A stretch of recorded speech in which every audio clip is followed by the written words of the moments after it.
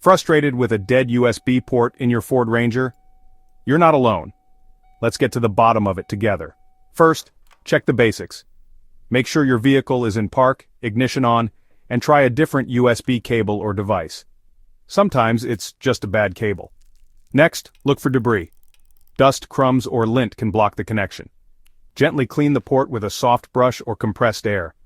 Never use metal tools. Still not working?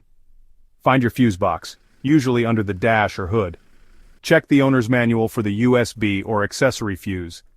If it's blown, replace it with a fuse of the same rating. Now restart your infotainment system. Turn off the car, open and close the driver's door, and wait a few minutes. Then restart your Ranger. This resets the system and can fix glitches. If you've tried all these steps and the USB port still won't work, it could be a wiring issue or a faulty port. Time to schedule a visit to your Ford dealer. Problem solved? Great. If not, at least you know your next move.